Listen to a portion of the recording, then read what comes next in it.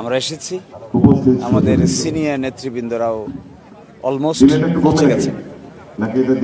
তো আজকে কিছু অনাকাঙ্ক্ষিত ঘটনা ঘটেছে, দেখেছেন আপনারা। সেগুলোর তরফে কমিশন থেকে বলা হয়েছে যে কিছু সংশোধন আনা হয়েছে এবং এই সংশোধনগুলো আনার পরে জুলাই যোদ্ধারা যে দাবি উপস্থাপন করেছিলেন সেগুলো পরিবর্তন করে নতুন করে ফাইনাল করা হয়েছে। তো আমরা মনে করি যে আমরা এখনো পর্যন্ত এই যে জুলাই সনদ যেটি আছে আমরা সেটি স্বাক্ষরেরই পক্ষে।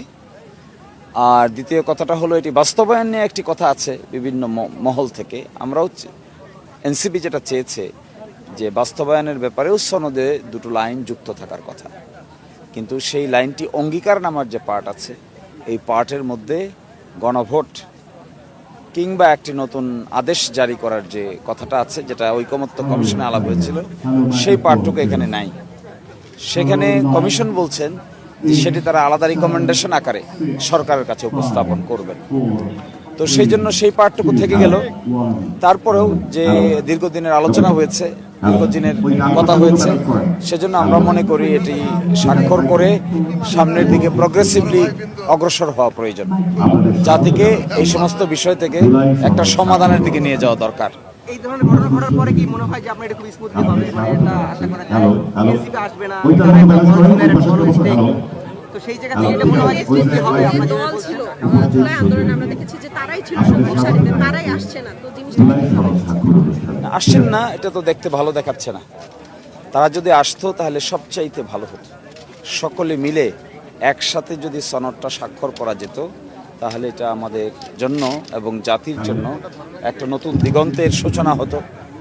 এনসিপি তারা এটা বলেছেন, গতকালকে একটা স্টেটমেন্ট দিয়েছেন যে তারা আপাতত স্বাক্ষর করছেন না, কিন্তু তারা একবারেই স্বাক্ষর করবেন না এই কথা বলেননি।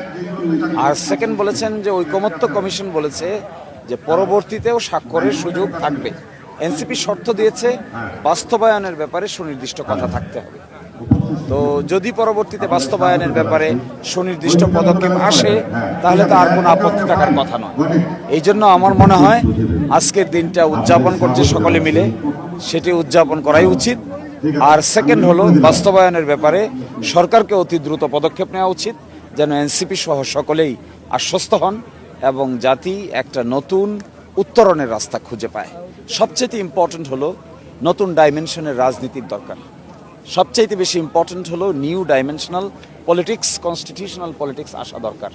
এটি যদি না আনতে পারি আমরা, তাহলে আবার সেই ফেসিজম, আবার সেই একনায়কতান্ত্রিক ব্যবস্থার উদ্ভব হবে।